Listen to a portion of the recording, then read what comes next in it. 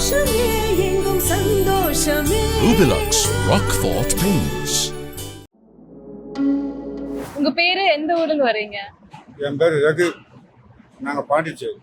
எல்லாருமே சப்ளையரு அடுப்படி எல்லாமே சேர்த்து நாங்கள் எல்லாம் பாண்டிச்சேரி. இன்னைக்கு எத்தனை பேருக்கு சமைச்சு போட்டிருக்கீங்க? எத்தனை பேர் வந்திருக்காங்க? 3000 பேர் சொன்னாங்க. ஒரு 4000-4500 பேர் சாப்பிட்டுக்கிறாங்க. உங்க துறையில எத்தனை வருஷமா நீங்க வேலை பார்த்துட்டு இருக்கீங்க? எனக்கு எங்கள் ஓனருக்கு வந்து ஒரு 40-45 வருஷமா எக்ஸ்பீரியன்ஸு. எனக்கு 30 வருஷம் எக்ஸ்பீரியன்ஸ். இன்னைக்கு என்னென்ன சமைச்சு போட்டிருக்கீங்க? என்ன டிஷ் பண்ணி போட்டிருக்கீங்க? எல்லாமே செய்வோம். A to Z வரைக்கும் செய்வோம். சிக்கனும் செய்வோம், சைவம் அசைவம் எல்லாமே செய்வோம். ஸ்வீட்டும் செய்வோம். இன்னைக்கு என்ன பண்ணிருக்கீங்க? இன்னைக்கு வந்து ஸ்வீட்டு வந்து மலாய் சாண்ட்விச், இஞ்சி துவையல், அவரைக்காய் பொரியல், உருளைக்கிழங்கு வறுவல், அவியல், காரக்குழம்பு, சாம்பார், ரசம், மோர், ஆனியன் மணியில் பகடம், வடை, அப்பளம், பாயாசம். பாயாசம் வந்து வெத்தலை பாயாசம் செய்வோம். சாயங்காலம் டீ, காஃபி, சட்னி, போண்டா. இதே மாதிரி இன்னொரு நாள் ஃபங்க்ஷன் இருக்கு, அதுவும் நீங்க 3ஆம் தேதி நாங்கள் தான் வரோம். வரப்போற மதுரை மாநாட்டுல உங்களுக்கு ஆர்டர் கொடுத்துருக்காங்களா? கொடுத்தாங்க, நாங்கள் ஏற்றுக்கல. ஏன் ஐயா எடுத்துக்கல? முடியாது. எத்தனை பேருக்கு சொன்னாங்க? 10,000 பேர் 12,000 பேர் சொன்னாங்க. அதெல்லாம் செய்ய முடியாது. இங்க 4000 பேருங்களா? இங்க எத்தனை பேரு? இங்க 3000 பேர் சொன்னாங்க. 4500 பேர் சாப்பிட்டுக்கிறாங்க. நேர்ல விஜய் சார் பார்த்த மொமெண்ட் எப்படி இருந்தது? நாங்க அவரை பார்க்க முடியல, எங்களை பார்க்க அனுப்ப மாட்டுறாங்க. ஆனா அவரை பார்க்கணும் எங்களுக்கு ஆசை. நாங்க அவரை பார்க்க போயிட்டாக்கா இங்க யாரும் சப்ளை பண்ண மாட்டாங்க, ஒழுங்கா சாப்பாடு நடக்காது. எல்லாருமே அங்கே போயிட்டா, அதனால வந்து யாரும் பார்க்க போக விடல. நான் இங்கே இருக்கேன். ஆனால் அவர் கூட இருந்து ஒரு செல்ஃபி எடுத்துக்கணும் ஆசை தான், அது முடியல. அவர் அனுமதிக்க மாட்டாங்க. நீங்க இது சொன்னீங்கன்னா யாருமே நாங்க வந்து பார்க்கலாம். விஜய் சார் போட்டோ எடுத்து இப்ப வந்து விஜய் வந்து அரசியல் வர போற 2026 அரசியல்ல வர போறேன்னு சொல்லியிருக்காரு. ஒரு ஒரு ஒரு ஒரு வீடுக்கும் ஒரு புதுமையா போட்டாக்கா இவர் என்ன செய்யறாரு, அவர் என்ன செய்யறாரு. ரொம்ப நல்லா செய்யற மாணவர்களுக்கு, பிள்ளைங்களுக்கு படிப்பு சம்பந்தமா எல்லாமே மக்கள் நல்லா செய்யறாரு. நல்லா பிடிச்சிருக்கு. 2026 அவர் வந்து எலெக்ஷன்ல நின்னா சப்போர்ட் பண்ணுவீங்களா? எங்க ஓட்டு எல்லாம் அவருக்கு தான்.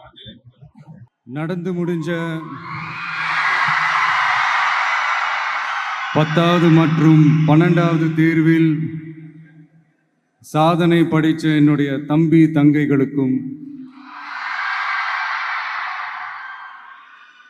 இன்னைக்கு வந்து பெருமையோடு வந்திருக்கிற அவங்களுடைய பெற்றோர்களுக்கும்,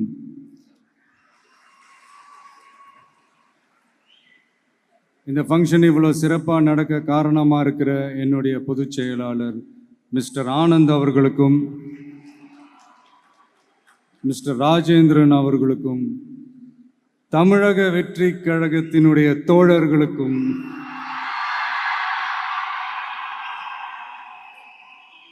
ஏன்னா நீங்கள் தான் இரவு பகல்லாம் பார்க்காம இந்த ஏற்பாடுகள்லாம் இவ்வளோ சிறப்பாக செஞ்சு முடிச்சிருக்கீங்க. மற்றும் என் நெஞ்சில் குடியிருக்கும் என்னுடைய நண்பிகள், உங்கள் அனைவருக்கும் என்னுடைய பணிவான வணக்கங்கள். மீண்டும் ஒரு முறை எதிர்கால தமிழகத்தின் இளம் மாணவ மாணவிகளான உங்கள் எல்லாரையும் சந்திக்கிறதுல எனக்கு ரொம்பவே மகிழ்ச்சி. அதாவது இந்த ஒரு பாசிட்டிவ் பவர் இருக்கிறவங்கள பார்க்கும்போது ஆட்டோமேட்டிக்காக ஒரு எனர்ஜி, ஆட்டோமேட்டிக்காக ஒரு கெமிஸ்ட்ரி ஒன்று ஒர்க் அவுட் ஆகும்னு ஒன்று சொல்லுவாங்கள்ல, அது இன்னைக்கு காலையிலேருந்து எனக்கு பயங்கரமாக ஒர்க் அவுட் ஆகிட்டுருக்கு. உங்கள் எல்லாரையும் முகத்தை பார்த்ததுலேருந்து உங்களில் சில பேருக்கு ஒரு கிளியர் பிக்சர் மைண்டில் இருக்கும். அதாவது லைஃப்பில் என்னவா ஆக போகிறோம், சின்னதாக ஒரு கன்ஃபியூஷன் ஏற்படலாம். அவங்க எல்லாருக்குமே நான் சொல்லிக்கிறது என்னென்னா, எல்லா துறையுமே நல்ல துறை தாங்க. நீங்கள் எதை தேர்ந்தெடுக்கிறீங்களோ அதில் உங்களுடைய முழு ஈடுபாட்டோட உங்களுடைய 100% உழைப்பை போட்டிங்கன்னா அது யாராக இருந்தாலுமே வெற்றி நிச்சயம்தான். அதனால் உங்களுக்கு பிடிச்ச துறையை நீங்கள் தேர்ந்தெடுங்க. அதில் இருக்கிற ஆப்ஷன்ஸ் எல்லாம் ஃபஸ்ட்டு தெரிஞ்சுக்கோங்க. உங்கள் பேரண்ட்ஸ் கிட்ட டிஸ்கஸ் பண்ணுங்கள், உங்கள் ஸ்கூல் டீச்சர்ஸ் கிட்ட டிஸ்கஸ் பண்ணுங்கள். இந்த கெரியர் கைடன்ஸ் கொடுக்கறதுக்கெல்லாம் நிறைய பேர் இருக்காங்க. இந்த கெரியர் கவுன்சிலிங் கொடுக்கறதுக்கெல்லாம் நிறைய பேர் இருக்காங்க. நம்ம வந்து ஒரு துறையை தேர்ந்தெடுக்கும் போது அதில் எவ்வளோ டிமாண்ட் இருக்குது அப்படின்றத நம்ம பார்ப்போம் இல்லையா. டாக்டர்ஸ், இன்ஜினியர்ஸ், லாயர்ஸ்லாம் அதிகமாகவே இருக்காங்க. இங்க நம்ம கிட்ட என்ன இல்லை அப்படின்னா, இங்க நமக்கு எது இன்னும் அதிகமா தேவைப்படுது அப்படின்னா நல்ல தலைவர்கள்.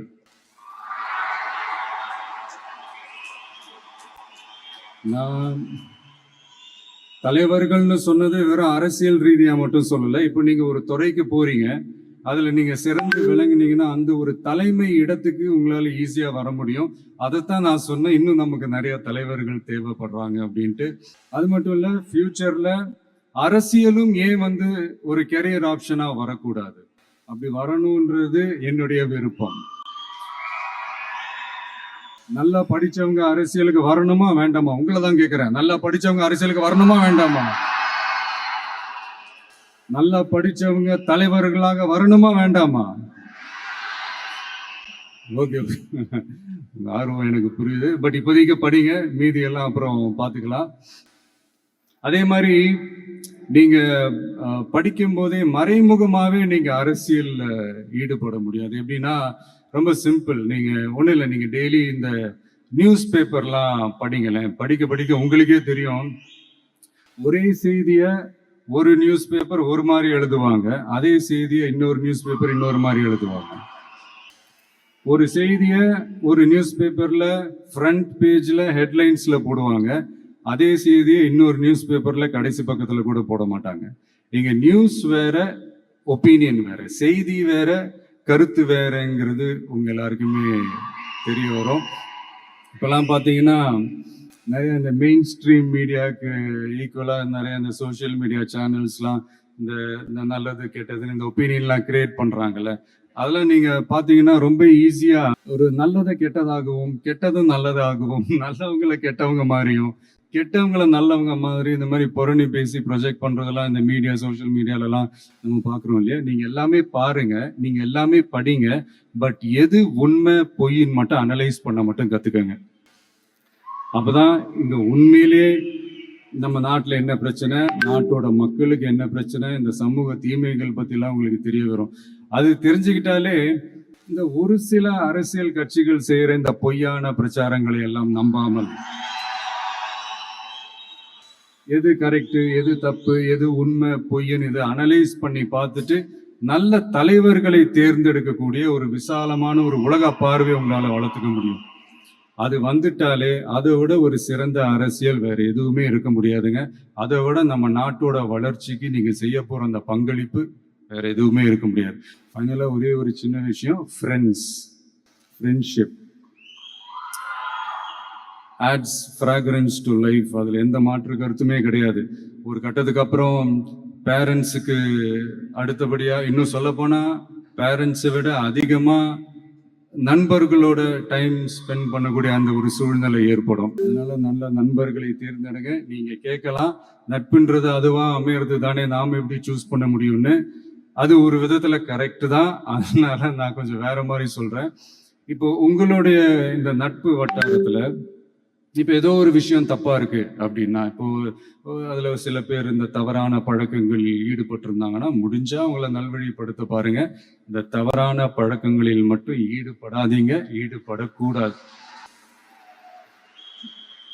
நான் முன்னாடியே சொன்ன மாதிரி தான், உங்களோட அடையாளத்தை எக்காரணத்தை கொண்டு இழந்துடாதீங்க. Don't lose your identity at any cost. இது நான் ஏன் இவ்வளோ வலியுறுத்தி சொல்றேன்னா, இப்போ ரீசெண்ட் டைம்ல நீங்க பாத்தீங்கன்னா நம்ம தமிழ்நாட்டில் இந்த போதை பொருட்களுடைய இந்த பயன்பாடு அதெல்லாம் முக்கியமா யங்ஸ்டர்ஸ் மத்தியில் ரொம்பவே அதிகமாயிருச்சு. ஒரு பெற்றோர் என்ற முறையில், ஒரு அரசியல் இயக்கத்துக்கு தலைவர் என்ற முறையில் எனக்குமே ரொம்ப அச்சமாக தான் இருக்கு. சொல்லலாம், இப்போ இந்த போதை பொருட்கள்லாம் இதெல்லாம் கண்ட்ரோல் பண்றது அரசோட கடமை, இதெல்லாம் யங்ஸ்டர்ஸ் இதுல இருந்து காப்பாத்துறதெல்லாம் அரசுங்களோட கடமை. இப்ப ஆளும் அரசு அதெல்லாம் தவற விட்டுட்டாங்க அப்படின்றத பத்திலாம் நான் இங்க பேச வரல. அதுக்கான மேடையும் இது இல்லை. நான் என்ன சொல்ல வரேன்னா, சில நேரத்துல அரசாங்கத்தை விட நம்ம லைஃபை நம்ம தான் பார்த்துக்கணும், நம்மளுடைய சேஃப்டியை நம்ம தான் பார்த்துக்கணும். ஸோ உங்களுடைய செல்ஃப் கண்ட்ரோல், உங்களுடைய செல்ஃப் டிசிப்ளின் அது மட்டுமே வளர்த்துக்கோங்க. Say no to temporary pleasures, say no to drugs. எனக்காக இது ஒரே ஒரு வாட்டி ரிப்பீட் பண்றீங்களா? Say no to temporary pleasures. Say no to drugs. No, ஒரே ஒரு வாட்டி please. Say no to temporary pleasures. Say no to drugs. Thank you. இந்த உறுதிமொழியை நீங்க எல்லாரும் எடுக்கணும்ட்டு நான் ரொம்ப தாழ்மையுடன் கேட்டுக்கிறேன். மற்றபடி வேற ஒன்றும் இல்லை. இந்த தேர்வில் தேர்ச்சி பெற முடியாதவங்க, நினைச்ச மாதிரி மார்க்ஸ் எடுக்க முடியாதவங்க ஒன்றும் லைஃப்ல எதுவும் டிசப்பாயிண்ட் ஆகாதீங்க. வெற்றி தோல்வி ரெண்டுமே ஈக்குவலா பேலன்ஸ் பண்ணி போக கத்துக்கிட்டாலே போதும். தோல்வி நம்ம கிட்ட வர்றதுக்கே பயப்படும். Success is never ending, failure is never final. So இது மட்டும் புரிஞ்சுக்கோங்க. நான் 3ஆம் தேதி மீட் பண்ண போற அந்த செட் ஆஃப் ஸ்டூடெண்ட்ஸ் அண்ட் பேரண்ட்ஸுக்கும் சேர்த்து தான் இன்னைக்கு வந்து நான் பேசுறேன். ஏன்னா மறுபடியும் இந்த மாதிரி அட்வைஸ் பண்ணி அவங்கள நான் போர் அடிக்க விரும்பல. ஏன்னா ஜென்ரலாகவே தெரியும் அட்வைஸ் பண்ணவங்க எல்லாருக்கும் பிடிக்காதுன்னு. ஏன்னா நானும் அப்படிதான். அதனால ஸோ அன்னைக்கு வந்து டைரக்டா நம்ம வந்து ஸ்டூடெண்ட்ஸை கௌரவிக்கிற அந்த நிகழ்ச்சிக்கு நம்ம போயிடலாம். So thank you. மீண்டும் சந்திக்கும் வரை நன்றி, வணக்கம்.